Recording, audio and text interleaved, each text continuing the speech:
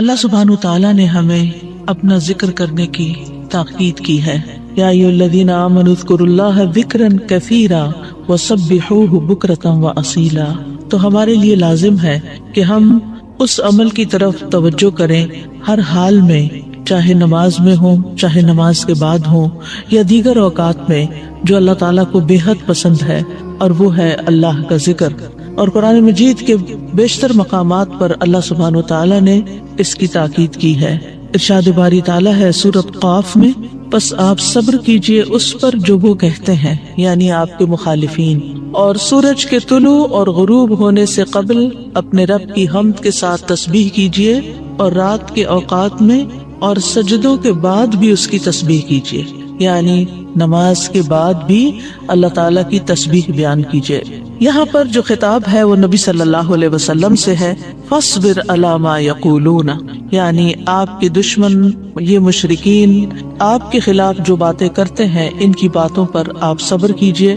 جو آپ کو جھٹلا رہے ہیں، جو آپ کو دھمکیاں دے رہے ہیں، جو آپ کے خلاف سازشیں کر رہے ہیں، اس کا جواب آپ صبر کے ساتھ دیجئے. اور اس کے برعکس آپ اپنا تعلق اللہ تعالیٰ سے زیادہ مضبوط کر لیجئے. یعنی کتنی خوبصورت تعلیم ہے ہمارے دین کی کہ جب لوگ مخالفت کریں تو بجائے اس کے کہ ان سے الجھنا شروع کر دیں اور ان کی باتوں کا جواب دینے لگے اور خود کو ڈیفینڈ کرنا شروع کر دیں، کرنے کا کام کیا ہے کہ ہم اللہ کی طرف توجہ کریں، رغبت کریں، دعا کریں، اللہ کی تسبیح بیان کریں، اس کی حمد بیان کریں. اسی لیے آگے فرمایا وَسَبِّحْ بِحَمْدِ رَبِّكَ، اور اپنے رب کی حمد کے ساتھ اس کی تسبیح بیان کریں. یعنی اللہ سبحانہ تعالیٰ کو ان باتوں سے پاک قرار دیں جو باتیں یہ مشرکین اللہ سبحانہ تعالیٰ سے منسوب کرتے ہیں، اور اس کے ساتھ ساتھ اللہ سبحانہ تعالیٰ کی شان بلند کریں، اس کی تعریف بیان کریں، اس کی ایسی صفات بیان کریں جو اس کے شایان شان ہیں. اور یہ نفی اور اثبات دونوں مل کر اللہ کے کمال کو ثابت کرتے ہیں. اور یہاں تسبیح سے مراد یا تو ظاہری تسبیح ہے، یعنی اللہ تعالیٰ کی پاکی بیان کرنا، یا پھر اس سے مراد نماز ہے.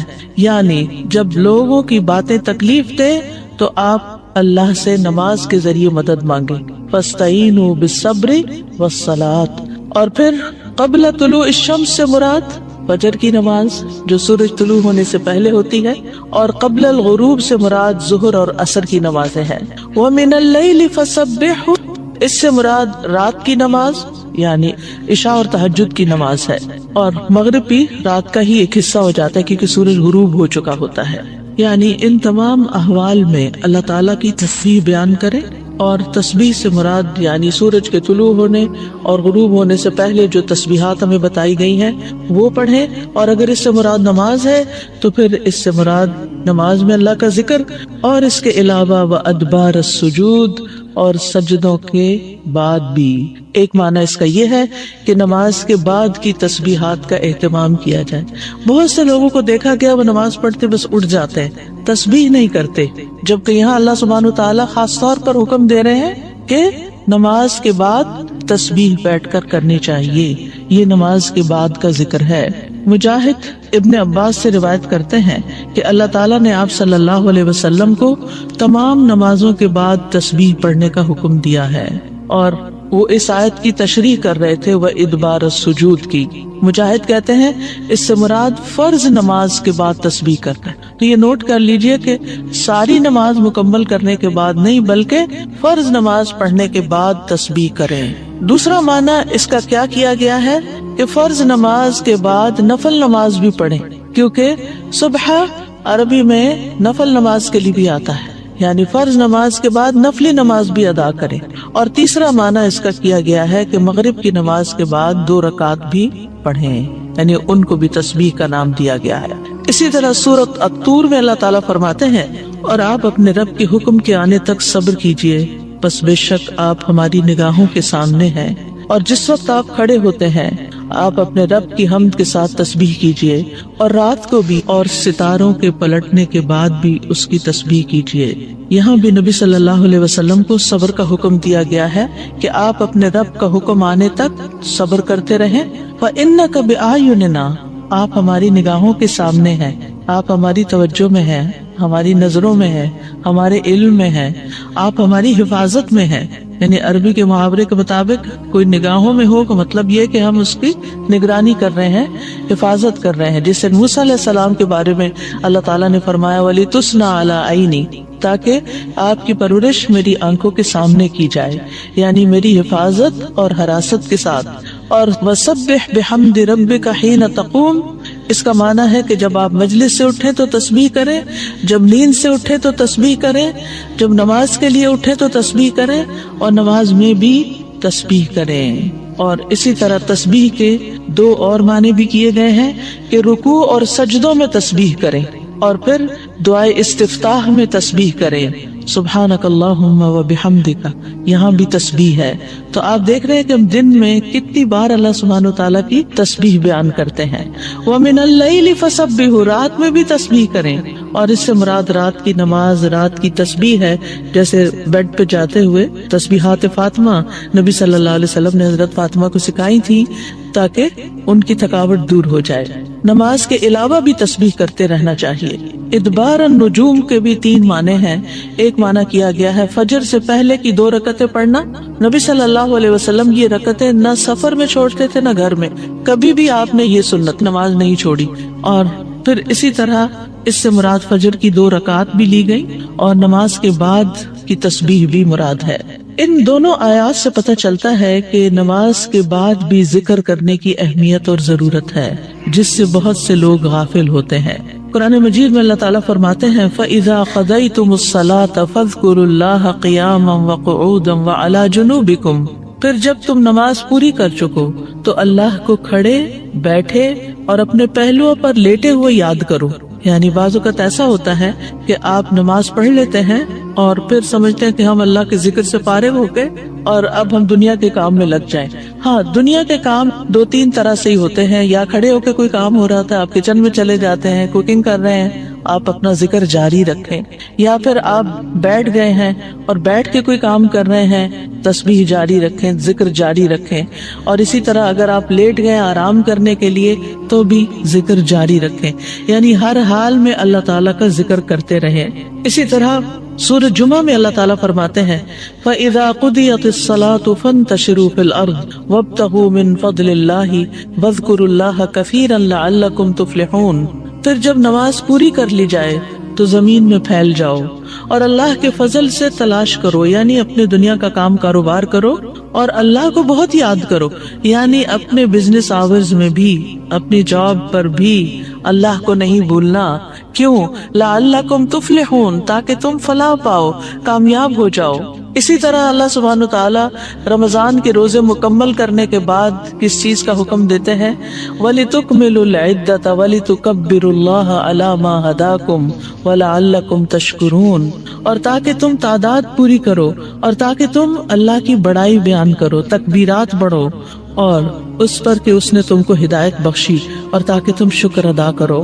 اسی طرح حج کے مناسک ادا کرنے کے بعد بھی ذکر کا حکم ہے فَإِذَا قَضَيْتُم مَّنَاسِكَكُمْ فَاذْكُرُوا اللَّهَ كَذِكْرِكُمْ آبَاءَكُمْ أَوْ أَشَدَّ ذِكْرًا، پھر جب تم اپنے حج کے مناسک پورے کر چکو تو اللہ کو یاد کرو جس طرح اپنے باپ دادا کو یاد کیا کرتے تھے، بلکہ اس سے بھی زیادہ یاد کرنا، یعنی باپ دادا کو یاد کرنے، ماں باپ کو یاد کرنے سے بھی زیادہ اللہ کا ذکر کیا کرو، اللہ سبحانہ وتعالیٰ کو زیادہ یاد کیا کرو، کیونکہ انسانوں کی یاد انسانوں کو دکھی کرتی ہے، لیکن اللہ کی یاد دلوں کے اطمینان کا باعث بنتی ہے، دلوں کے اندر سکون کا باعث بنتی ہے۔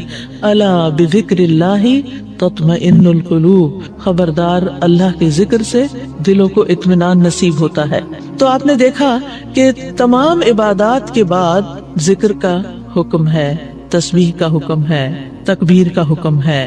اسی طرح نماز کے بعد خاص طور پر، یعنی نماز پڑھتے ہی اٹھ نہیں جانا چاہیے، بلکہ وہاں بیٹھ کر بھی اللہ کا ذکر کرنا چاہیے، اور اس میں غفلت نہیں برتنی چاہیے اور سستی نہیں ہونی چاہیے۔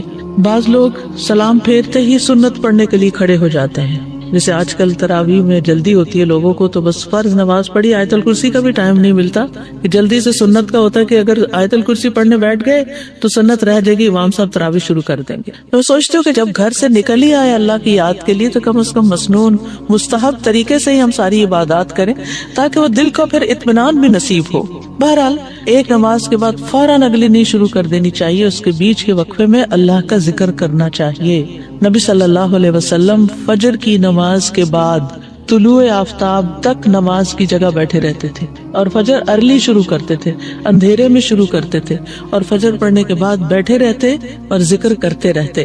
سماک بن حرب کہتے ہیں میں نے جابر بن سمرہ سے عرض کیا کیا آپ رسول اللہ صلی اللہ علیہ وسلم کے پاس بیٹھے تھے؟ انہوں نے فرمایا کہ ہاں بہت زیادہ، میں بہت بیٹھتا رہا ہوں آپ کے پاس۔ آپ اپنی نماز کی جگہ سے کھڑے نہیں ہوتے تھے جس جگہ صبح کی نماز پڑھتے تھے جب تک کہ سورج نہ نکل آتا، پھر جب سورج نکل آتا تو آپ کھڑے ہو جاتے۔ اسی طرح ایک اور روایت میں آتا ہے نبی صلی اللہ علیہ وسلم جب فجر کی نماز پڑھتے تھے تو اپنی جگہ بیٹھے رہتے یہاں تک کہ سورج خوب اچھی طرح طلوع ہو جاتا، تو پھر اس وقت کیا کرتے تھے؟ اشراق کے نوافل۔ تو اس سے آپ اندازہ لگائیں، کیا ہم میں سے کوئی یہ کہہ سکتا ہے کہ میں رسول اللہ صلی اللہ علیہ وسلم سے زیادہ مصروف انسان ہوں، میں زیادہ بزی ہوں، میرے بہت کام ہے، میرے پاس بیٹھنے کا وقت نہیں ہے؟ نہیں، یہ صرف نفس کا دھوکہ ہوتا ہے۔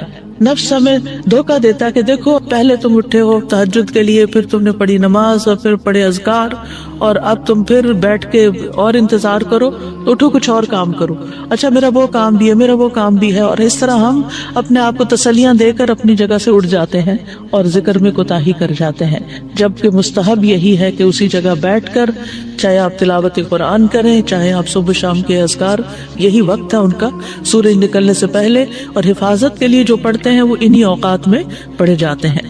لہٰذا اس وقت آپ وہ بھی پڑھ سکتے ہیں، آپ تسبیحات کر سکتے ہیں، آپ کوئی بھی اور ذکر، آپ قرآن مجید کا مطالعہ کر سکتے ہیں، تفسیر کی کوئی کتاب پڑھ سکتے ہیں، کوئی تفسیر کا لیکچر سن سکتے ہیں، اپنی تجوید درست کر سکتے ہیں، یعنی کہ کوئی سبق یاد کر سکتے ہیں، یعنی کوئی بھی چیز ذکر کی قسم کی آپ اس وقت میں تسلی کے ساتھ کر سکتے ہیں تاکہ یہ سنت پوری ہو جائے، کیونکہ اس کا اجر و ثواب بہت ہے۔ جو شخص اسی جگہ بیٹھا رہے اور پھر نفل پڑھ کے اشراق کے اٹھے تو اس کو حج عمرے کا ثواب ملتا ہے۔ نبی صلی اللہ علیہ وسلم نے صحابہ کو نماز کے بعد کے اذکار سکھائے۔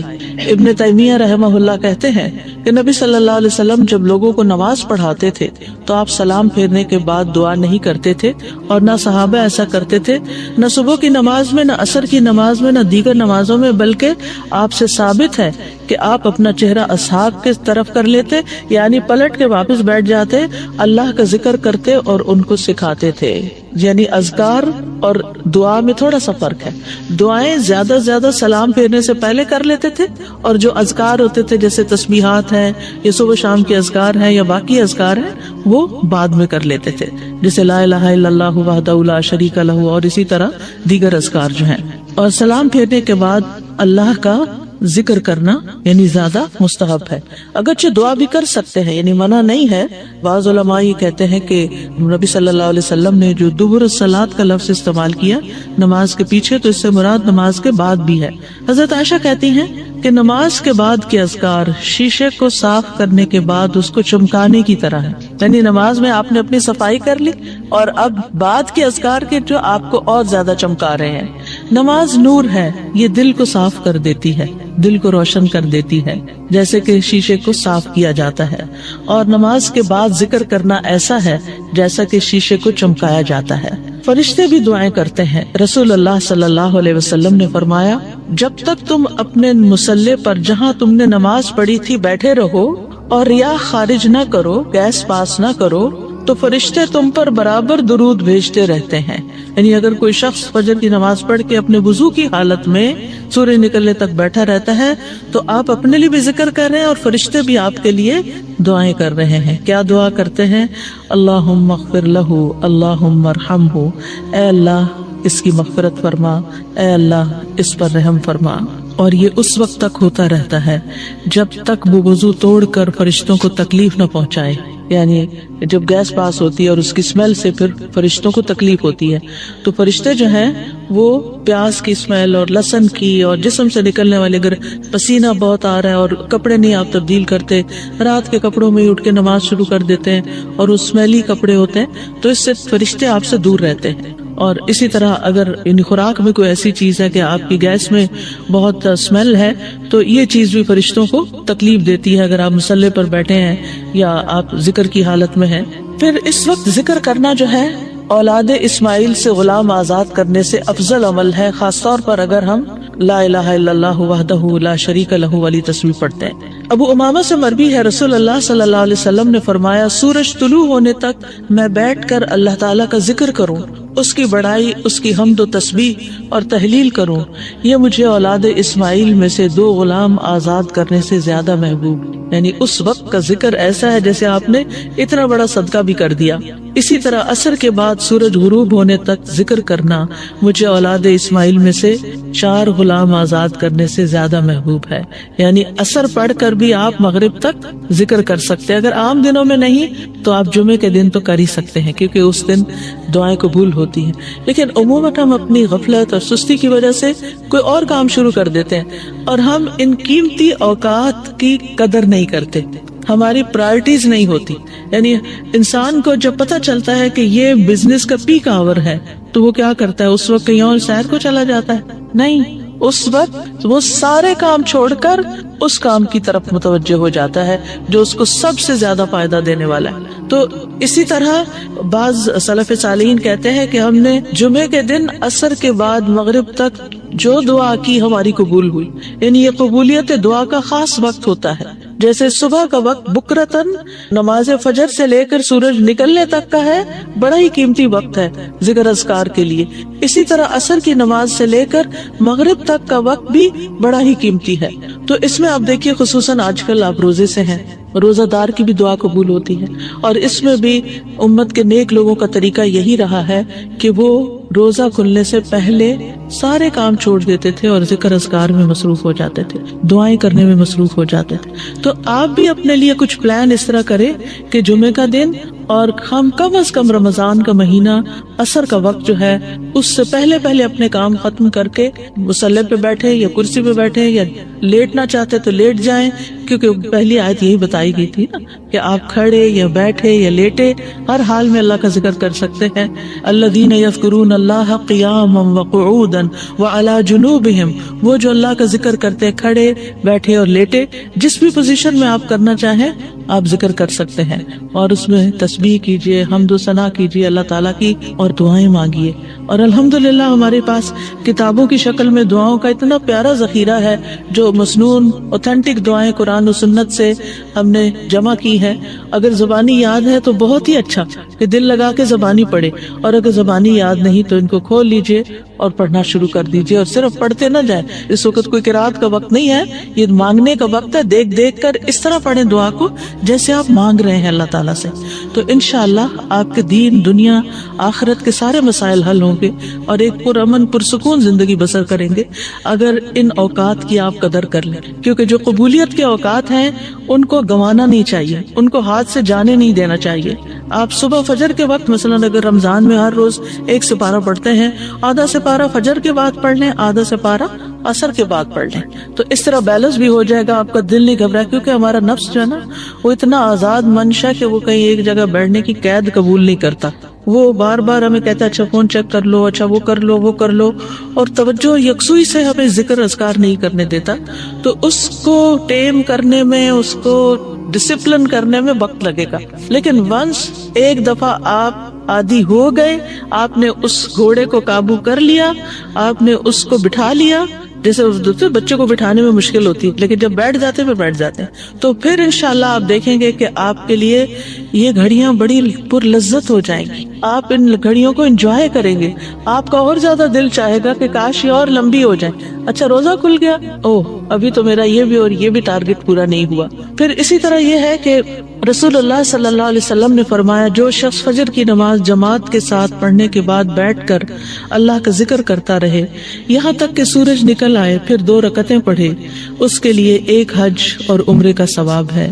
انس فرماتے ہیں پھر رسول اللہ صلی اللہ علیہ وسلم نے 3 بار فرمایا پورا پورا پورا، یعنی پورا ثواب حج عمرے کا، پورا ثواب حج عمرے کا، پورا ثواب.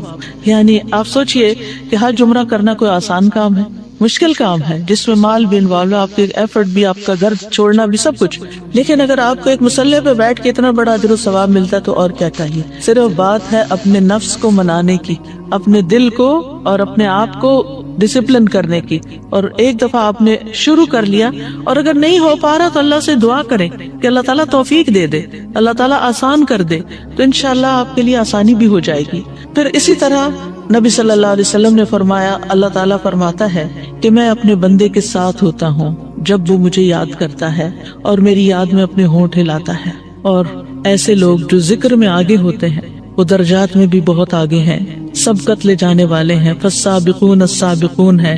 رسول اللہ صلی اللہ علیہ وسلم نے فرمایا مفردون سبقت لے گئے. صحابہ نے پوچھا یا رسول اللہ مفردون کون ہوتے ہیں؟ آپ صلی اللہ علیہ وسلم نے فرمایا جو اللہ کے ذکر میں مشغول رہتے ہیں، یعنی ہر وقت ان کا دھیان اپنے رب کی طرف ہوتا ہے، کیونکہ ذکر میں دل میں بھی یاد ذکر کہلاتا ہے، زبان سے کچھ بولنا بھی ذکر ہے، اور اس کے علاوہ قرآن کی تلاوت، نماز، یہ ساری ذکر کی قسمیں ہیں. یعنی کچھ فارمل ہے، کچھ انفارمل ہے، کچھ خبر ہے یعنی جیسے تسبیحات وغیرہ ہوتی، کچھ میں دعا ہوتی ہے، طلب ہوتی ہے، اللہ تعالیٰ سے اپنی حاجت مانگتے. یہ ساری چیزیں ذکر میں شمار ہوتی ہیں.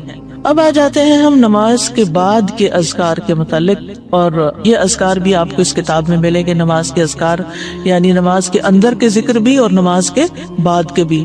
نماز کا سلام پھیرتے ہی نماز ختم ہو جاتی ہے، اس کے بعد سب سے پہلے کہنا چاہیے اللہ اکبر ایک بار، اور تھوڑا سا بلند آواز سے، جس سے پتہ چلے کہ نماز پڑھ لی ہے. اللہ اکبر. ابن عباس کہتے ہیں میں نبی صلی اللہ علیہ وسلم کی نماز کے مکمل ہونے کو تکبیر کی وجہ سے سمجھ جاتا تھا. یعنی مثلا کوئی نفل پڑھ رہا ہے تو آپ کو نہیں پتہ چلتا کہ پڑھ چکا ہے یا نہیں، لیکن اگر اس نے بلند آواز سے کہہ دیا اللہ اکبر تو پتہ چل گیا کہ ہاں اس کی نماز مکمل ہو گئی ہے. کیوں اللہ اکبر کہیں؟ کہ اللہ ہر چیز سے بڑا. آپ دیکھیں ہم نے نماز کا آغاز کس سے کیا تھا؟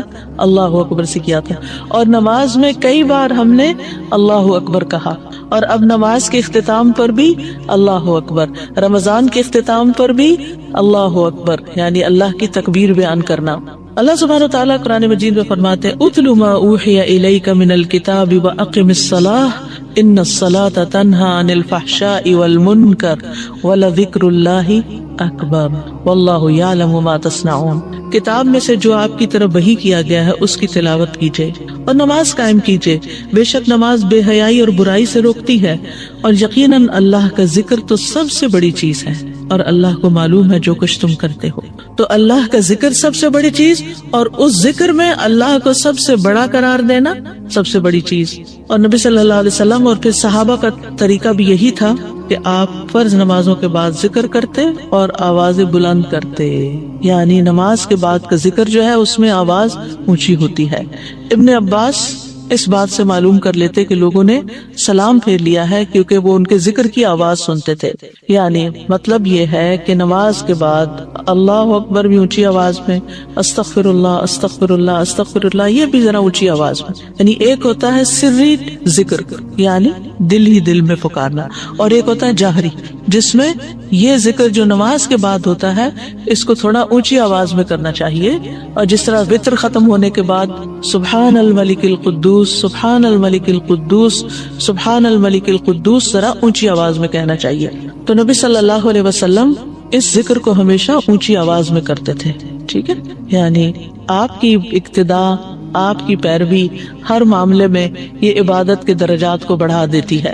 اور اس میں ہم یہ بھی دیکھتے ہیں کہ صحابہ کرام جو تھے وہ نبی صلی اللہ علیہ وسلم کی صرف سنت کو نہیں، سیرت کو بھی آگے بیان کرتے تھے کہ آپ نے کوئی کام کیا اور کس طریقے سے کیا. مثلا ذکر کیا اور کس طرح کیا، بلند آواز سے کیا یا آہستہ آواز سے کیا، بیٹھ کر کیا یا کھڑے ہو کر کیا. اور پھر آپ دیکھیے کہ نماز کے بعد اذکار جو ہیں وہ زیادہ پسندیدہ ہیں، یعنی دعاؤں کی نسبت زیادہ اذکار. ٹھیک ہے، اور پھر اسی طرح آپ دیکھیے کہ دوسرا ذکر جو آپ کریں گے وہ ہے استغفر اللہ 3 بار. استغفراللہ استغفراللہ. صوبان کہتے ہیں رسول اللہ صلی اللہ علیہ وسلم جب اپنی نماز سے فارغ ہوتے تھے تو 3 مرتبہ استغفار فرماتے تھے، 3 بار استغفار کرتے. ولید کہتے ہیں میں نے اوزائی سے پوچھا آپ استغفار کس طرح فرمایا کرتے تھے؟ تو انہوں نے کہا آپ فرماتے تھے استغفراللہ استغفراللہ. اب نماز پڑھ لی ہے، استغفراللہ کیوں؟ اس لیے کہ ہم تو نماز کا حق بھی ادا نہیں کرتے. ہمارا دھیان کہاں سے کہاں چلا جاتا ہے، ہم کئی دفعہ بھول جاتے ہیں، ہمیں سجدہ سہو کرنا تک یاد نہیں رہتا، ہمیں کچھ پتہ نہیں ہوتا ہم نے کون سی سورت پڑھی، کیا تلاوت کی. ہو سکتا ہے تلاوت میں کوئی غلطی کر دیں، ہو سکتا ہے کہ تسبیح کی جگہ کچھ اور پڑھ دیں بھول چوک کے. تو ہم نماز کے اندر بھی بہت کچھ غلط کرتے رہتے ہیں جانے انجانے. اور خاص طور پر جن لوگوں نے اپنی نماز کے پروننسیشن کی اصلاح نہیں کی وہ تو کچھ سے کچھ پڑھتے رہتے ہیں بعض اوقات. یعنی پروننسیشن صحیح نہ ہونا جو ہے وہ الفاظ کے مطلب کو ہی بدل دیتا ہے. اس لیے پہلی پرائرٹی میں کوئی ایسا ٹیچر ڈھونڈیے کہ جو آپ کی نماز سن کے اس کا پروننسیشن آپ کو ٹھیک کر دے. بہرحال نماز کے بعد استغفراللہ استغفراللہ. اور ایک اور چیز، نماز پڑھنے کے بعد انسان کو ایک فیلنگ ہوتی ہے کہ میں نے کچھ کیا ہے، لیکن جب انسان استغفراللہ کہتا ہے تو اس میں عاجزی کا اظہار ہوتا ہے کہ اللہ تیرا حق ادا نہیں کیا، مجھے ابھی بھی گناہوں کی بخشش کی ضرورت ہے. اور آپ دیکھیے کہ یہ الفاظ نبی صلی اللہ علیہ وسلم ادا کرتے تھے جن کے اگلے پچھلے سارے گناہ معاف کر دیے گئے تھے. تو جو شخص نماز کے بعد استغفار پڑھتا ہے وہ اپنی نمازوں پر کبھی فخر غرور تکبر نہیں کر سکتا کہ میں بڑا نمازی ہوں، میں بڑا پرہیزگار ہوں، میں بڑا عبادت گزار ہوں. نہیں، وہ یہ دیکھے گا کہ میں نے حق ادا نہیں کیا، میرے سے جو کمی کوتاہی ہوئی ہے اللہ تعالیٰ اس کو معاف کر دے. جو چیز مکمل طور پر ادا کرنی چاہیے تھی اس کو اس طرح نہیں ادا کیا، کچھ نہ کچھ کوتاہی واقع ہو گئی، تو اس بخشش کے طلب کرنے سے اللہ تعالیٰ کوتاہی سے درگزر فرما دے گا انشاءاللہ. اور ویسے بھی استغفار کرنے سے نقص یا کمی کوتاہی جو ہے اس کا ازالہ ہوتا ہے ہماری عام روزمرہ زندگی میں بھی. تیسرا ذکر، اب آپ دیکھ رہے ہیں یہ ذکر ہے، اللہ اکبر بھی ذکر ہے، استغفر اللہ بھی ذکر ہے، اور تیسرا یہ بھی ذکر ہے اللہم انت السلام ومنک السلام تبارکت ذل جلال والاکرام. اے اللہ تو سراپا سلامتی ہے اور تجھی سے سلامتی حاصل ہوتی ہے، تو بڑی برکتوں والا ہے اے جلال و اکرام والے. یعنی استغفار کے بعد پھر فوراً بعد اللہ تعالیٰ کی تعریف اور یہ ذکر.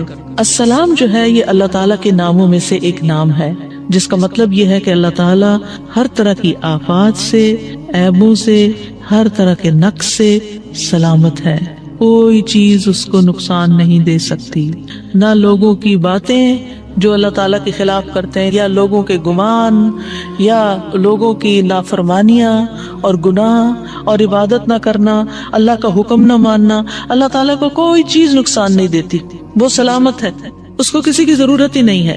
یہ جو کچھ ہم کرتے ہیں، ذکر ہو، عبادت ہو، یہ اپنے ہی فائدے کے لیے کرتے ہیں، اللہ تعالیٰ پر کچھ احسان نہیں ہے. تو ہم یہ کہتے ہیں اللہم انت السلام کہ اللہ تعالیٰ آپ سراسر سلامتی ہیں اور آپ کا ہر فعل جو ہے وہ ظلم سے سلامت ہے، پاک ہے، ہر شر سے پاک ہے. آپ کی تقدیر، آپ کے فیصلے، ہر چیز سلامتی پر مبنی ہے. ومنک السلام، سلامتی تیری ہی طرف سے آتی ہے، یعنی تو ہی سلامتی دیتا ہے یا تو ہی سلامتی کو روک لیتا ہے. سلامتی کا مالک بھی تو ہی ہے، تو سلامت رکھے تو ہم سلامت ہیں. تو یہ تعلق اللہ تعالیٰ سے انسان اپنا ظاہر کرتا ہے کہ انسان اپنے رب کے بارے میں کیا سمجھتا ہے. تبارکتا، تبارکتا کا لفظ برکت سے ہے جس کا مطلب ہوتا ہے کثرت سے کسی چیز کا بڑھنا اور قائم رہنا، یعنی تیری خیرات و برکات بہت زیادہ ہے. ذل جلال والاکرام، اے عزت اور جلال والے.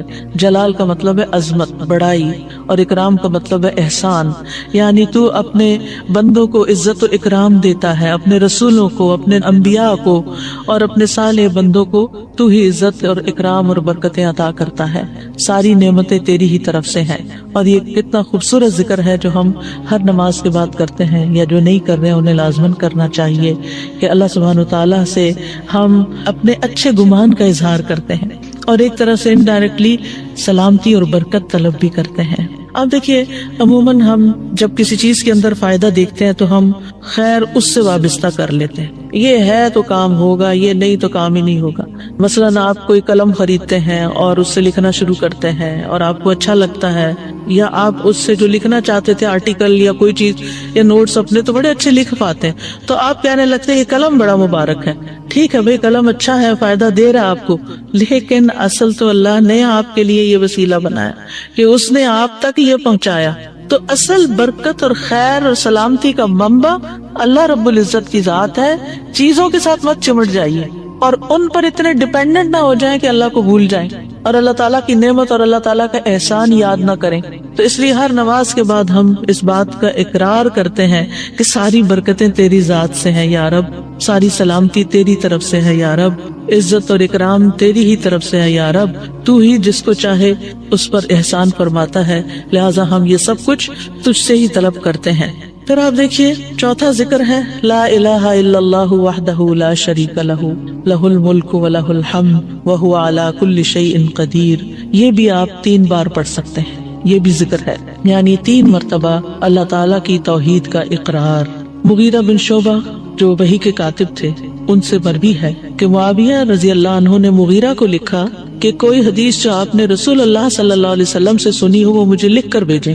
راوی کہتے ہیں کہ مغیرہ رضی اللہ عنہ نے انہیں لکھا کہ میں نے آپ صلی اللہ علیہ وسلم سے سنا ہے آپ اپنی نماز سے فارغ ہونے کے بعد 3 مرتبہ یہ پڑھا کرتے تھے لا الہ الا اللہ وحدہ لا شریک لہ لہ الملک ولہ الحمد وہو علی کل شیء قدیر۔ سب سے پہلے توحید کا اقرار کہ اللہ ایک ہے، وہی الہ ہے، وہی خالق ہے، مالک ہے، رب ہے، معبود ہے۔ پھر اس بات کا انکار کہ کوئی اس کا شریک ہو، لا شریک لہ، اور پھر لہ الملک، بادشاہت بھی اسی کی ہے، معبود بھی وہی ہے، بادشاہ بھی وہی ہے، اور ایسا بادشاہ ہے وَلَهُ الْحَمْدُ کہ اس کی تعریف ہے۔ دنیا کے بادشاہوں کا حشر ہوتا دیکھا ہے آپ نے، ان کے ساتھ کیا کیا جاتا ہے، لیکن اللہ سبحانہ وتعالیٰ کی بادشاہت پر کوئی آنچ نہیں آتی، کوئی اس کو ہلا نہیں سکتا، کوئی اس کو نقصان نہیں دے سکتا، کوئی اس پر باتیں نہیں بنا سکتا، کوئی اس کا نقص نہیں نکال سکتا کہ اللہ تعالیٰ نے آسمان میں یہ کیا چیز بنا دی، اب زمین میں کیا بنا دی، نہیں، وَلَهُ الْحَمْدُ، اسی کی ہے تعریف، یعنی ایسا بادشاہ کہ جو قابل تعریف ہے، اور ایسا بادشاہ کہ وَهُوَ عَلَى كُلِّ شَيْءٍ قَدِيرٌ۔ دنیا کے بادشاہ انتہائی بے بس لاچار ہوتے ہیں، ان کے ہاتھ میں کچھ نہیں ہوتا، وہ انسانوں کے محتاج ہوتے ہیں، انسانوں کی خدمت کے، انسانوں کی مدد کے، انسانوں کے مال کے محتاج ہوتے ہیں۔ یہ بادشاہت کیا بادشاہت ہے جس کی ساری ڈیپینڈنسی لوگوں کے اوپر ہے۔ تو اصل بادشاہت تو اللہ کی ہے کہ جو ہر چیز پر پوری قدرت رکھتا ہے۔ تو آپ اس احساس کے ساتھ اگر اللہ تعالیٰ کا یہ ذکر کرتے ہیں تو آپ کا دل ایک سکون سے بھر جائے گا، ایک خوشی سے بھر جائے گا کہ میں ایسی ہستی کو جانتی ہوں، ایسی ذات کو جانتی ہوں کہ جو اتنی خوبیوں کی مالک ہے، کیونکہ یہ انسان کی فطرت میں ہے، انسان کی نفسیات میں ہے کہ وہ کسی چیز کی تعریف کر کے خوش ہوتا ہے، اور عام طور پر ہم صرف سامنے نظر آنے والی چیزوں کی تعریف کر کر کے خوش ہوتے رہتے ہیں، اور تھوڑے دن کے بعد وہ بھی خراب ہو جاتی ہیں، وہ تعریف بھی ساتھ ہی چلی جاتی ہے۔ انسان ہے تو مر جاتے ہیں، ان کے اعمال ہے تو ختم ہو جاتے ہیں، اور کبھی وہ اچھے ہوتے ہیں اور پلٹ بھی جاتے ہیں، وہ کہاں گئی تعریفیں؟ جوان ہے تو بڑھاپے میں ساری تعریفیں چلی گئی، مالدار تھے تو غریب ہوئے تو ساری تعریفیں چلی گئی، اسی طرح علم ہے اور جنون لاحق ہو گیا تو ساری تعریفیں چلی گئی، سب کچھ الٹ گیا۔ اور دنیا کے یہ سارے نظارے آپ نے دیکھے ہوں گے کہ جب ہر نعمت لوگوں پر الٹ جاتی، اسی لیے ہم دعا کرتے ہیں نا کہ اللہم انی اعوذ بک من زوال نعمتک، کہ اللہ نعمتوں کے زوال سے بچانا۔ یہ انتہائی تکلیف دہ چیز ہے، لیکن یہ دنیا کا قانون ہے، یہ سب کچھ ہوتا ہے اور ہماری آنکھیں دیکھتی ہیں، لیکن اللہ سبحانہ وتعالی ان سب چیزوں سے پاک ہے، اس کو کوئی زوال نہیں اور اس کا کوئی کچھ بگاڑ نہیں سکتا، اور وہ ہر چیز پر پوری طرح قادر ہے، جو چاہے کر سکتا ہے، اور تعریف اسی کے لیے ہے۔ پانچواں ذکر لا الہ الا اللہ وحدہ لا شریک لہ لہ الملک ولہ الحمد وہو علی کل شیء قدیر اللہم لا مانع لما اعطیت ولا معطی لما منعت ولا ينفع ذا الجد منک الجد۔ اللہ کے سوا کوئی الہ نہیں، وہ اکیلا ہے، اس کا کوئی شریک نہیں، بادشاہت اسی کی ہے اور تمام تعریف اسی کے لیے ہے، اور وہ ہر چیز پر پوری طرح قدرت رکھنے والا ہے۔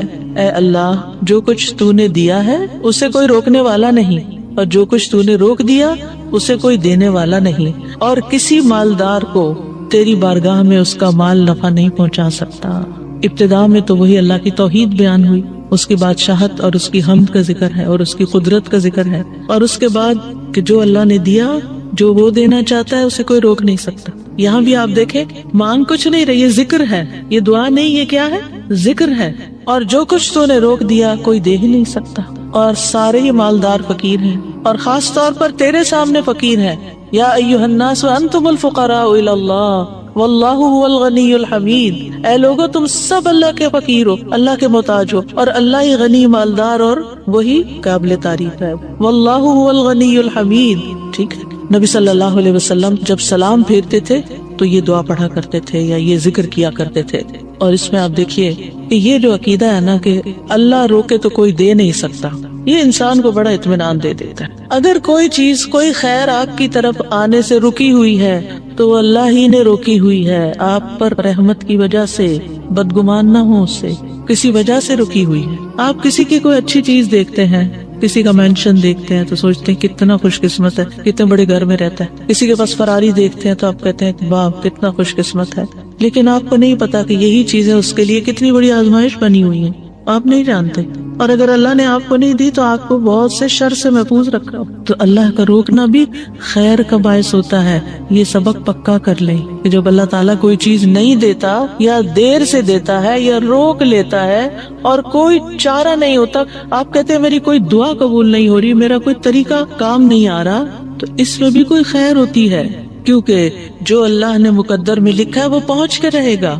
کوئی روک نہیں سکتا جو تو دے، اور کوئی دے نہیں سکتا جو تو روک لے. اور جسے اللہ نے آپ کے مقدر میں لکھا ہے وہ آپ تک آئے گا ہی آئے گا. سورۃ فاطر میں اللہ تعالیٰ فرماتے ہیں ما یفتح اللہ للناس من رحمت فلا ممسک لها وما یمسک فلا مرسل له من بعدہ وہو العزیز الحکیم. جو کچھ اللہ لوگوں کے لیے رحمت میں سے کھول دے اسے کوئی بند کرنے والا نہیں، اور جو وہ بند کر دے اس کے بعد اسے کوئی کھولنے والا نہیں. حدیث میں آتا ہے ما اصابک لم یکن لیخطئک وان ما اخطأک لم یکن لیصیبک. جو کچھ تمہیں پہنچا وہ تم سے خطا ہونے والا نہیں تھا، اور جو نہیں ملا وہ ہرگز ملنے والا نہیں تھا. قرآن مجید میں سورۃ الرعد میں اللہ تعالیٰ فرماتے ہیں وَإِذَا أَرَادَ اللَّهُ بِقَوْمٍ سُوءًا فَلَا مَرَدَّ لَهُ. جب اللہ کسی قوم کے ساتھ برائی کا ارادہ کر لیتا ہے تو اس کو کوئی پھیرنے والا نہیں. کوئی سپر پاور اس ملک کی مدد نہیں کر سکتی اگر اللہ نے اس کے لیے جنگ کا فتنہ یا کسی اور طرح کی کوئی آزمائش لکھی ہے. یہ اللہ کے فیصلے ہوتے ہیں. یا اللہ نے کسی قوم کو تباہ کرنے کا فیصلہ کر لیا ہو تو کوئی اس کو روک نہیں سکتا. لہٰذا ہمیں اللہ پر ہی بھروسہ کرنا چاہیے، اور ہر حال میں ایسی پریشان کن باتوں پر اللہ تعالیٰ ہی کی طرف رجوع کر لینا چاہیے. یاد رکھیے اگر کوئی چیز نہیں ملی تو اللہ تعالیٰ کو الزام مت دیں، اللہ تعالیٰ سے ناراض نہیں ہو، اللہ تعالیٰ سے بدظن نہیں ہو. یہ روکنا اس کی رحمت ہے. انسان اگر ان دو جملوں پر ایمان لے آئے تو پھر اس کا مکمل بھروسہ اللہ کی ذات پر ہو جائے گا. وہ رزق کے بارے میں اللہ پر ہی توکل کرے گا، نقصان کو دور کرنے اور بھلائی کو پانے کے لیے اللہ پر ہی بھروسہ کرے گا. وہ اللہ کو اپنے لیے کافی سمجھے گا. یعنی جہاں کہیں دل چھوٹا ہوا، جہاں کہیں کوئی پریشانی آئی، کہتے حسبی اللہ و نعم الوکیل. اللہ کار ساز یعنی کام بنانے والا اللہ ہی میرے لیے کافی ہے، وہ میرا کام بنائے گا، وہ میری مشکل آسان کرے گا. تو یہ توحید ربوبیت اور الوہیت پر مشتمل جملے ہیں. ابن تیمیہ کہتے ہیں یہ حدیث دو عظیم اصولوں پر مشتمل ہے. نمبر 1 توحید ربوبیت، اور وہ ہے جسے اللہ دینا چاہے اسے کوئی روک نہیں سکتا، اور جسے وہ روک دے اسے کوئی نہیں دے سکتا. بس بندہ اللہ ہی پر توکل کرتا ہے اور اسی سے مانگتا رہتا ہے، کیونکہ دینا جو اس نے ہے تو پھر کسی اور سے کیوں مانگے گا، کسی اور سے توقع لگا کے کیوں بیٹھ جائے گا، کسی اور کے در پہ کیوں جائے گا. اس کو پتا ہے صرف اللہ ہی نے کرنا ہے جو کرنا ہے. اس سے عقیدہ توحید پکا ہوتا چلا جاتا ہے کہ صرف اللہ ہی نے کرنا ہے. اور توحید الوہیت ولا ينفع ذا الجد منك الجد. عام طور پر انسان یہ سمجھتا ہے میرے پاس مال ہے مجھے کوئی مشکل نہیں. یعنی جب کوئی کام سامنے آتا ہے نا تو فوراً دیکھتا ہے کتنا ہے بینک میں، کتنا کیش رکھا ہے، کیا ہے میرے پاس، کتنی پراپرٹی ہے. یعنی فوراً انسان کا دماغ گھوم کے اس طرف چلا جاتا ہے نا بہت ہے، انف ہے، کام ہو جائے گا. اللہ چاہے گا تو ہوگا. صرف آپ کے مال سے کچھ نہیں ہوتا. آپ سارا لگا دیں بزنس میں پورا لاس ہو سکتا ہے. پھر بتائیے آپ کے مال نے آپ کو کیا فائدہ دیا؟ کچھ نہیں ہو سکتا جب تک اللہ نہ چاہے. مال بھی جب فائدہ دیتا ہے جب اللہ چاہتا ہے، اولاد بھی جب فائدے کی ہوتی ہے جب اللہ چاہتا ہے. کسی انسان سے فائدہ صرف اس وقت پہنچتا ہے جب اللہ چاہتا ہے. آپ نے دیکھا ہوگا کتنے ہی اچھے سے اچھے لوگ ہوتے ہیں ہر وقت کام آنے والے. ایک وقت ایسا آتا ہے وہ ایسے بےچارے مجبور ہوتے ہیں کہ ان کو نہ کرنی پڑتی ہے کہ سوری یہ نہیں کر سکتے. کیونکہ سب کچھ ان کے اختیار میں نہیں ہے، سب کچھ ان کے بس میں نہیں ہے۔ اسی طرح انسان کے پاس بعض اوقات کوئی عہدہ ہوتا ہے، انفلوئنس ہوتا ہے، وہ سمجھتا ہے یہ عہدہ ہے میرے پاس، وہ سب کچھ کر سکتا ہے۔ نہیں کر سکتے۔ آپ نے دیکھا ہوگا دنیا کے بڑے بڑے ملکوں کے جو حکمران ہوتے ہیں کتنے بے بس ہوتے ہیں، کچھ بھی نہیں ہوتا ان کے ہاتھ میں، اپنی تقدیر نہیں بنا سکتے، اپنا فائدہ نہیں کر سکتے۔ اور پھر آپ دیکھیے کہ اللہ سبحانہ وتعالیٰ دنیا اسے بھی دیتا ہے جس سے وہ محبت کرتا ہے، اور اسے بھی دیتا ہے جس سے وہ محبت نہیں کرتا۔ لیکن یاد رکھیے ایمان اس کو دیتا ہے، دین کی سمجھ اس کو دیتا ہے جس سے وہ محبت کرتا ہے۔ وَمَن يُرِدِ اللَّهُ بِهِ خَيْرًا يُفَقِّهْهُ فِي الدِّينِ۔ دنیا تو سب کے پاس، مومن مسلم کافر سب کے پاس ہو سکتی ہے دنیا کے بڑے بڑے فائدے ہر ایک کو مل سکتے ہیں، لیکن دین اس کو ملتا ہے جس سے اللہ محبت کرتا ہے۔ لہٰذا انسان کو اللہ ہی کی طرف رغبت کرنی چاہیے، اور کبھی بھی اپنے مال پہ، اپنے جاہ پہ، اپنے ریسورسز پہ، اپنی قوتوں پر، اپنے علم پر کبھی بھروسہ نہیں کرنا چاہیے کہ یہ میرے لیے کچھ بنائیں گے اور ان کی وجہ سے میں آگے بڑھ جاؤں گا اور ان کی وجہ سے میرا بہت فائدہ ہوگا۔ کہ اللہ فائدہ لائے گا نا، ان میں سے کوئی ایک چیز بھی آپ کے پاس نہیں ہوگی تو آپ کا کام بن جائے گا۔ اور اگر فائدہ نہیں دینا نا اللہ نے ان ساری چیزوں کے ہوتے ہوئے، کئی دفعہ لوگ کہتے ہیں ہر چیز ہے میرے پاس لیکن پھر بھی میرا یہ مسئلہ حل نہیں ہوتا، معلوم نہیں کیوں رکاوٹ آ گئی، اور پھر وہ غلط سوچنا شروع کر دیتے ہیں، فلاں کی بندش ہے، فلاں کی نظر ہے، فلاں نے یہ کر دیا۔ نہیں، نفع اور نقصان دونوں اللہ کے ہاتھ میں۔ نہ کسی کی نظر آپ کو نقصان دے سکتی ہے، نہ کسی کا جادو آپ کو نقصان دے سکتا ہے، نہ کسی کا حسد آپ کو نقصان دے سکتا ہے اگر اللہ نہ چاہے۔ لہٰذا اسی سے دعا کرتے رہیں، اور جو پروٹیکشن کی دعائیں اس نے سکھائی ہیں وہ پڑھتے رہیں، اور باقی بھروسہ اللہ کی ذات پر کریں۔ پھر چھٹا ذکر ہے لا الہ الا اللہ وحدہ لا شریک لہ لہ الملک ولہ الحمد وہو علی کل شیء قدیر لا حول ولا قوۃ الا باللہ لا الہ الا اللہ ولا نعبد الا ایاہ لہ النعمۃ ولہ الفضل ولہ الثناء الحسن لا الہ الا اللہ مخلصین لہ الدین ولو کرہ الکافرون۔ اللہ کے سوا کوئی الہ نہیں، وہ اکیلا ہے، اس کا کوئی شریک نہیں، بادشاہت اسی کی ہے اور تمام تعریف اسی کے لیے ہے، اور وہ ہر چیز پر پوری طرح قدرت رکھنے والا ہے، اور گناہ سے بچنے کی طاقت اور نیکی کرنے کی طاقت اللہ کے سوا کوئی دینے والا نہیں، اللہ کے سوا کوئی الہ نہیں۔ ہم صرف اسی کی عبادت کرتے ہیں، اسی کی ساری نعمتیں ہیں، اسی کا سارا فضل ہے اور اسی کے لیے خوبصورت تعریف ہے۔ اللہ کے سوا کوئی الہ نہیں، ہم اسی کے لیے دین میں اخلاص رکھنے والے ہیں، اگرچہ کافر ناپسند کریں۔ ابن زبیر سلام پھیر کر ہر نماز کے بعد یہ کہتے، اور راوی کہتے ہیں انہوں نے کہا کہ رسول اللہ صلی اللہ علیہ وسلم ہر نماز کے بعد ان کلمات کے ساتھ تحلیل کیا کرتے تھے، یعنی اللہ تعالیٰ کی حمد و ثنا بیان کرتے تھے۔ یہ بھی کیا ہے نماز کے بعد کا ذکر، اور اس میں آپ دیکھیے لا الہ الا اللہ وحدہ کے علاوہ لا حول ولا قوت الا باللہ، لا حول ولا قوت الا باللہ، کہ کوئی پھیرنے کی قوت یعنی کسی برائی کو، نقصان کو دور کرنے کی، اور اسی طرح کوئی فائدہ حاصل کرنے کی قوت اللہ ہی کے پاس ہے۔ کسی گناہ سے دور ہونے اور کسی نیکی کے کرنے کی ہمت طاقت اللہ ہی کے پاس ہے۔ تو یہ لا حول ولا قوت الا باللہ بہت فائدہ دیتا ہے، اور اس کی کثرت کرنے کو کہا گیا ہے۔ اور لا الہ الا اللہ ولا نعبد الا ایاہ، ہم صرف اسی کی عبادت کرتے ہیں۔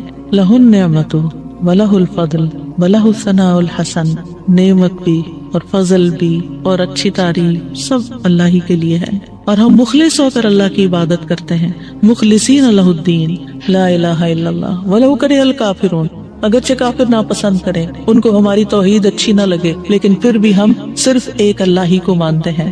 ساتویں چیز ہے تسبیحات، سبحان اللہ 33 بار، الحمدللہ 33 بار، اور اللہ اکبر 33 بار، اور 34ویں بار لا الہ الا اللہ وحدہ لا شریک لہ لہ الملک ولہ الحمد وہو علی کل شیء قدیر۔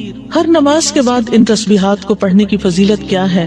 ابو ہریرہ کہتے ہیں رسول اللہ صلی اللہ علیہ وسلم نے فرمایا، جس آدمی نے ہر نماز کے بعد 33 مرتبہ سبحان اللہ، 33 مرتبہ الحمدللہ اور 33 مرتبہ اللہ اکبر کہا تو یہ 99 کلمات ہو گئے، اور 100 کا عدد پورے کرنے کے لیے لا الہ الا اللہ وحدہ لا شریک لہ یہ ذکر کر لیا تو اس کے سارے گناہ معاف کر دیے جائیں گے، چاہے وہ سمندر کی جھاگ کے برابر ہو۔ یعنی 100 کا عدد پورا کرنے کے لیے کیا پڑھنا ہے؟ لا الہ الا اللہ وحدہ لا شریک لہ لہ الملک ولہ الحمد وہو علی کل شیء قدیر۔ رسول اللہ صلی اللہ علیہ وسلم نے فرمایا ہر نماز کے بعد کچھ ایسے اذکار ہیں جن کو پڑھنے والا یا جن کو کرنے والا کبھی محروم نہیں ہوتا، جن میں سے سبحان اللہ 33 بار، الحمدللہ 33 بار اور 34 بار اللہ اکبر. یعنی اگر لا الہ الا اللہ پورا نہیں پڑھ سکتے تو اللہ اکبر کو 34 بار کر کے 100 کی گنتی پوری کر لیں. پھر اسی طرح رسول اللہ صلی اللہ علیہ وسلم کے پاس کچھ فقیر صحابہ حاضر ہوئے. کہا کہ امیر لوگ بلند درجات اور ہمیشہ رہنے والی جنت حاصل کر چکے. حالانکہ جس طرح ہم نماز پڑھتے ہیں وہ بھی پڑھتے ہیں، جیسے ہم روزے رکھتے ہیں وہ بھی رکھتے ہیں، لیکن مال و دولت کی وجہ سے انہیں ہم پر فضیلت حاصل ہے. اس کی وجہ یہ کہ وہ حج کرتے ہیں، عمرہ کرتے ہیں، جہاد کرتے ہیں، صدقے دیتے ہیں، اور ہم محتاجی کی وجہ سے یہ کام نہیں کر سکتے. آپ نے فرمایا کیا میں تمہیں ایک ایسا عمل نہ بتا دوں، اگر تم اس کی پابندی کرو گے تو جو لوگ تم سے آگے بڑھ چکے ہیں تم انہیں پالو گے اور تمہارے مرتبے تک کوئی نہیں پہنچ سکتا، اور تم اپنے سامنے موجود لوگوں میں سب سے بہتر ہو جاؤ گے سوائے ان کے جو یہی عمل شروع کر دیں. ہر نماز کے بعد 33 بار سبحان اللہ، 33 بار الحمدللہ، 33 بار اللہ اکبر، اور پھر 34ویں بار تو وہ ذکر آپ کو بتا ہی دیا گیا. اور اگر آپ 33 بار نہ پڑھ سکے تو 10 بار سبحان اللہ، 10 بار الحمدللہ اور 10 بار اللہ اکبر پڑھ لیا کریں. یعنی اگر جلدی ہے تو پھر 10 بار بھی پڑھ سکتے ہیں. نبی صلی اللہ علیہ وسلم نے فرمایا 2 عمل ایسے ہیں اگر کوئی مسلمان بندہ ان کی پابندی کر لے تو جنت میں داخل ہوگا، اور وہ بہت آسان ہے مگر ان پر عمل کرنے والے بڑے کم ہیں. وہ کیا ہے؟ ہر نماز کے بعد 10 بار سبحان اللہ، 10 بار الحمدللہ، 10 بار اللہ اکبر.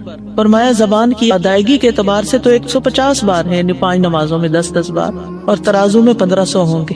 اور جب سونے لگے تو 34 بار اللہ اکبر، 33 بار الحمدللہ اور 33 بار سبحان اللہ کہے. زبانی طور پر تو یہ 100 ہے مگر میزان میں یہ تسبیحات 1000 ہوں گی. اور وہ کہتے ہیں یقیناً میں نے رسول اللہ صلی اللہ علیہ وسلم کو دیکھا، آپ انہیں اپنے ہاتھ سے شمار کرتے تھے. اور پھر کہتے ہیں دائیں ہاتھ سے، تو کرنے کا طریقہ کیا ہے؟ 3 دفعہ اوپر کو جائیے سبحان اللہ سبحان اللہ سبحان اللہ، اور 3 دفعہ نیچے کو آ جائیے سبحان اللہ سبحان اللہ سبحان اللہ. ایک انگلی پہ 6 بار ہو گیا، تو آپ کی 5 انگلیاں تو 5 کو 6 دفعہ ضرب دیں تو کیا ہوتا ہے؟ 30، اور 3 دفعہ اور پڑھ لیں، اور اگر 34 ہے تو ایک اور پڑھ لیں. تو اس طرح ایک ہی ہاتھ پر، دائیں ہاتھ پر یہ تسبیحات آسانی سے پڑھی جا سکتی ہیں، کیونکہ ہاتھ سے تسبیح کرنا زیادہ پسندیدہ ہے.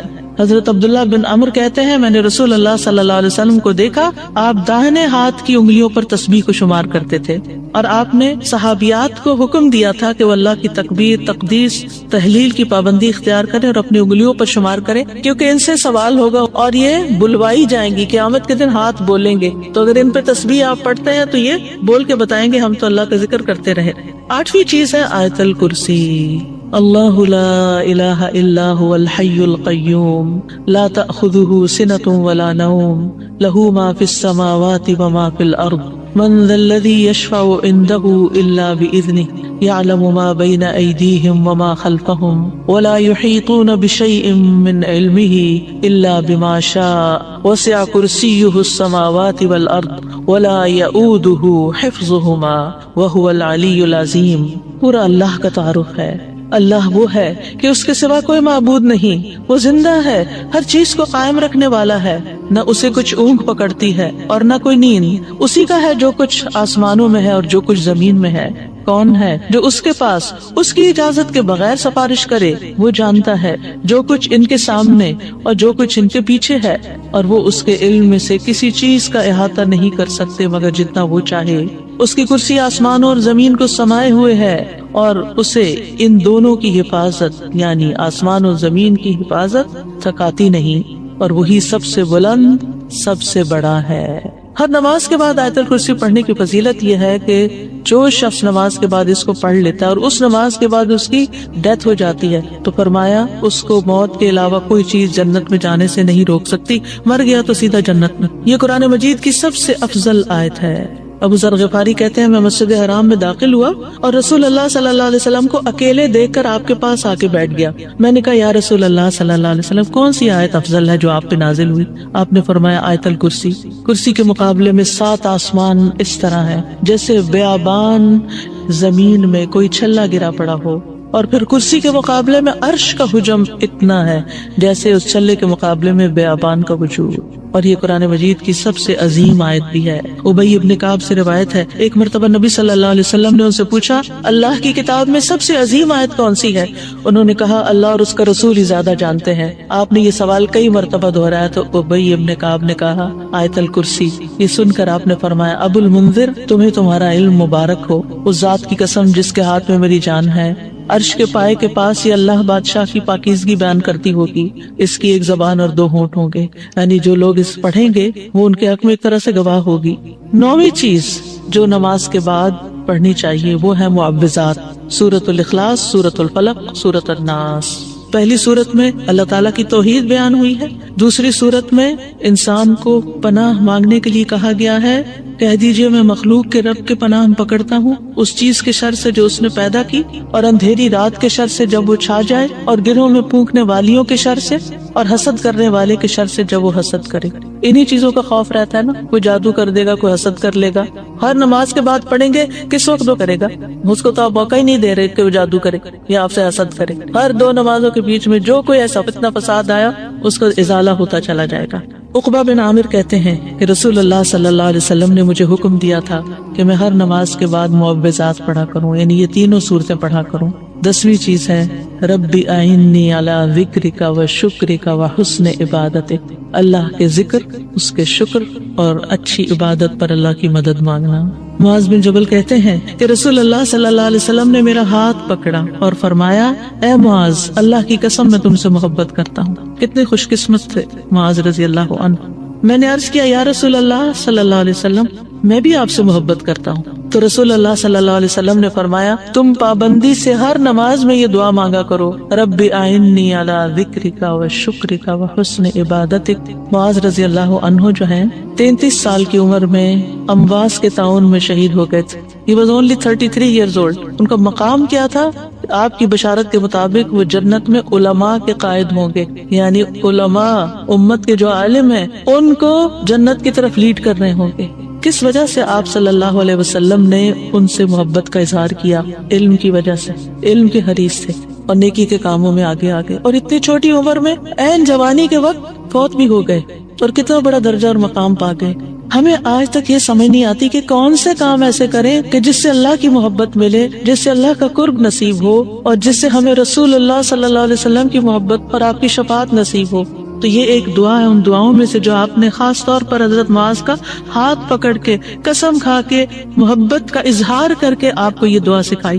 چند لفظ ہیں، کیا ہمارے لیے یہ پڑھنا بھی مشکل ہے؟ پھر ہم اپنے لیے اس دنیا سے کیا کما رہے ہیں؟ اگر ہمیں اتنی بھی توفیق نہیں کہ نماز کے بعد ٹک کے یہ 4 کلمے پڑھ لیں، تو پھر ہماری نمازیں کیا ہیں؟ ہم نے کیا مانگا اللہ سے؟ ہم تو دنیا کی اور آخرت کی خیر سے محروم ہو گئے۔ اور یہ دعا آپ دیکھیے، اللہم سے بھی شروع ہوتی ہے اور ربی سے بھی شروع ہوتی ہے۔ دونوں کا ایک ہی تقریباً مطلب ہے، ایک میں الوہیت ہے اور ایک میں ربوبیت ہے۔ یعنی میں اللہ سے درخواست کرتا ہوں کہ اے اللہ، مجھے اپنے ذکر پر، اور ذکر میں قرآن، نماز، تحلیل، تسبیح، استغفار، درود، سب چیزیں شامل ہیں، اللہ مجھے توفیق دے۔ اور پھر وہ شکر کا، شکر کی بھی توفیق۔ اور آپ دیکھیے کہ جب ہم دعا مانگتے ہیں نا کہ اللہم انی علی ذکرک، تو مطلب یہ ہے کہ ہماری زبان جو ہے وہ آپ کی اطاعت کرتی رہے، وہ کلمات بولتی رہے جس سے آپ کا ذکر ہوتا رہے۔ یعنی ایک تو ہے یہ مسنون اذکار، ان کا پڑھنا، اور ایک یہ ہے کہ اللہ تعالیٰ کی نعمتوں کا ذکر کرنا، اللہ تعالیٰ کے احسانات کا ذکر کرنا، اللہ تعالیٰ کی قدرت کی نشانیوں کا ذکر کرنا، اللہ کے فضل کا ذکر کرنا۔ وَأَمَّا بِنِعْمَةِ رَبِّكَ فَحَدِّثْ، یہ بھی ذکر ہے۔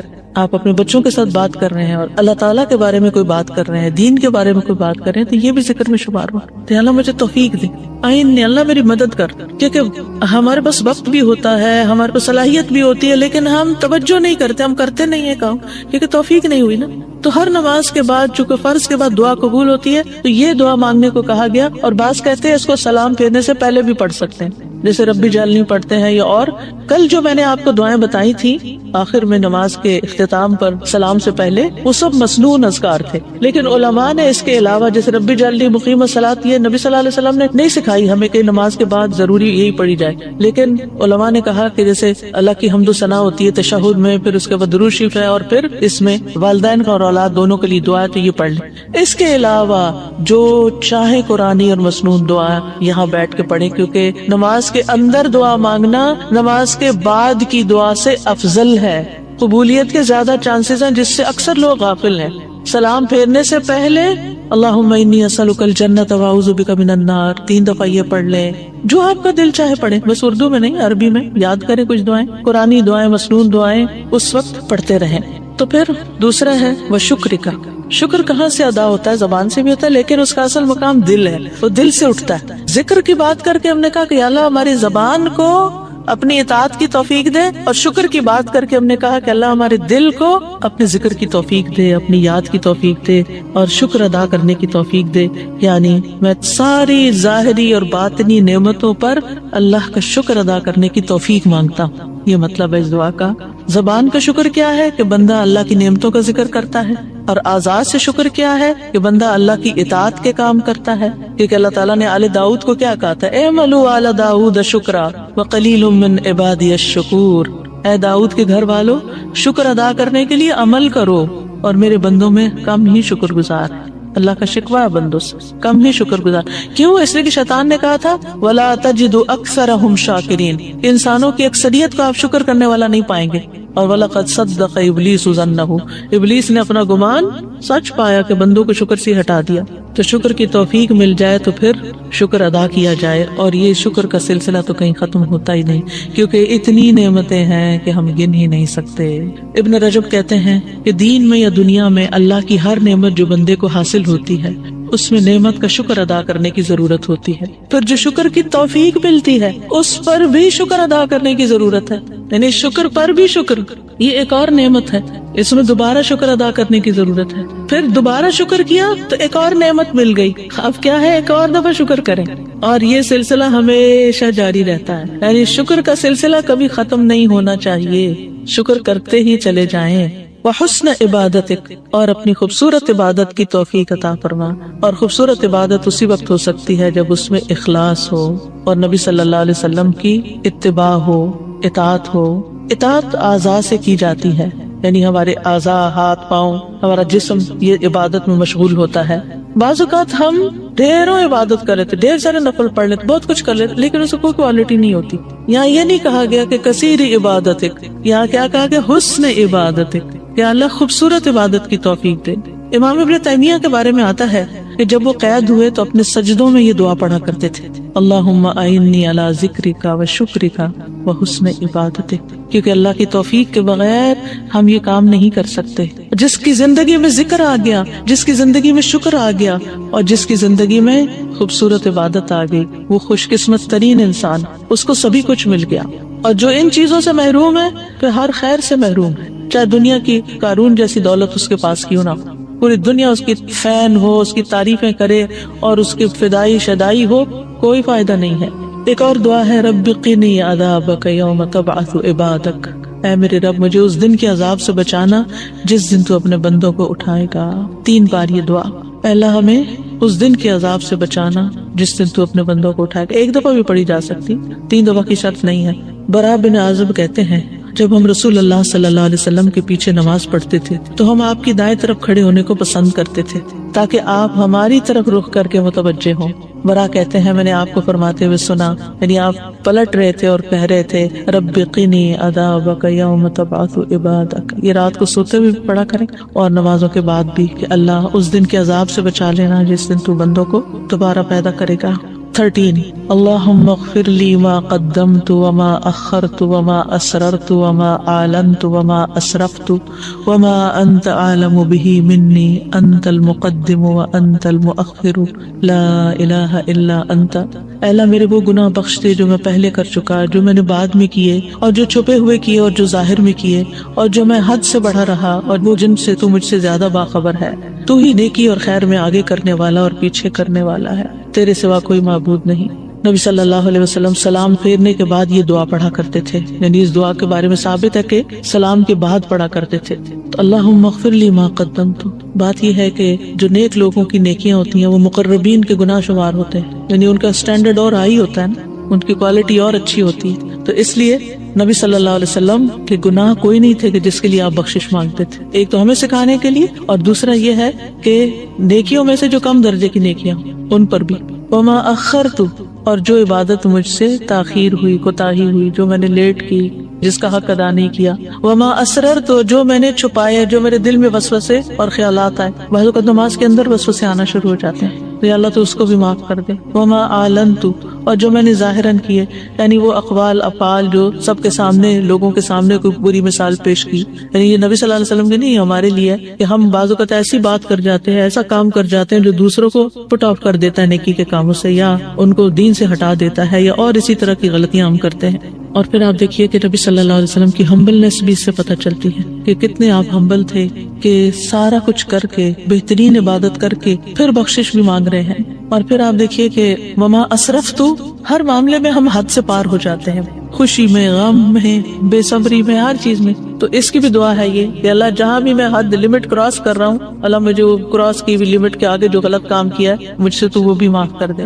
اور وما انت عالم بہ منی، اور جو تو مجھ سے زیادہ جانتا ہے، یعنی خاص کے بعد عام کا بھی ذکر ہے، یعنی میں نے تو مانگ لیا جو مجھے سمجھ آتی تھی، اب اس کے علاوہ بھی جو کچھ ہے اس کو بھی آپ معاف کر دیجیے. اور پھر انت المقدم و انت المؤخر، دوسرے روایت میں انت المقدم والمؤخر بھی آتا ہے، جس کو تو چاہتا ہے آگے بڑھا دیتا ہے نیکی میں، جس کو تو چاہتا ہے پیچھے کر دیتا ہے. یعنی یہ نہ سوچیے کہ آج میں اگر نیکیوں میں آگے ہوں تو ہمیشہ ایسے ہی رہوں گی، ہمیشہ ڈرتے رہا کریں، پیچھے بھی ہو سکتے ہیں. تو یا اللہ تو مجھے آگے ہی رکھنا مراد یہ ہے. اور اگر نبی صلی اللہ علیہ وسلم کے بارے میں ہے تو آپ کی نبوت سب سے آخر میں تھی، وہ ایک پازیٹیو سینس میں ہے، انت المقدم و انت المؤخر. اور پھر اسی طرح یہ ہے کہ قیامت کے دن سب سے پہلے آپ اٹھائے جائیں گے، حالانکہ دنیا میں آپ کی نبوت سب سے آخر میں تھی.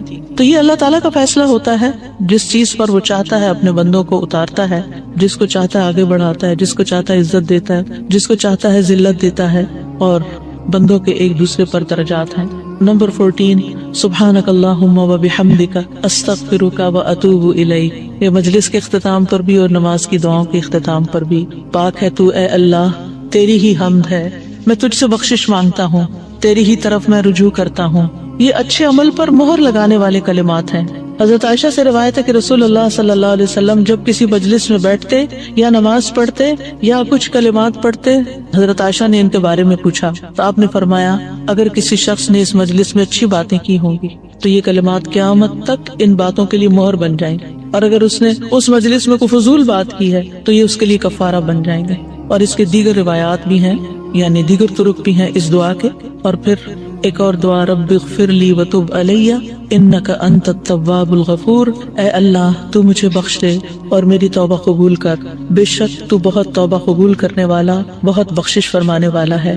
فجر اور مغرب کی نماز کے بعد کا خاص ذکر، لا الہ الا اللہ وحدہ لا شریک لہ، لہ الملک ولہ الحمد یحیی ویمیت وہو علی کل شیء قدیر. اللہ کے سوا کوئی الہ نہیں، وہ اکیلا ہے، اس کا کوئی شریک نہیں، بادشاہت اسی کی ہے، تمام تعریف اسی کے لیے ہے، اور وہ ہر چیز پر پوری قدرت رکھنے والا ہے.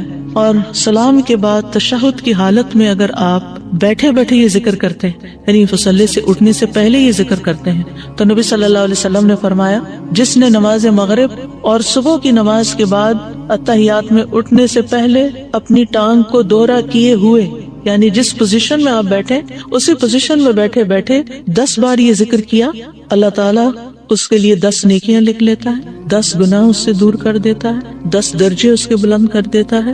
اس کے لیے ہر بری چیز سے حفاظت، شیطان مردود سے پناہ دینے والے یہ کلمات ہوتے ہیں. کوئی گناہ سوائے شرک کے اس کو نہیں پہنچتا، اور یہ اس روز عمل میں سب لوگوں سے افضل ہوتا ہے. یعنی صبح کے وقت اگر کوئی یہ پڑھ کے اٹھتا ہے مصلی سے تو یہ سب لوگوں سے افضل ہوتا ہے، سوائے اس شخص کے جس نے اس کے برابر یا اس سے زیادہ ان کلمات کو پڑھا ہو. اور ایک اور روایت میں ہے جو یہ 10 مرتبہ مغرب کے بعد پڑھے گا، اللہ اس کی حفاظت کے لیے اسلحہ بردار فرشتے بھیجے گا جو اس کی صبح تک شیطان سے حفاظت کریں گے.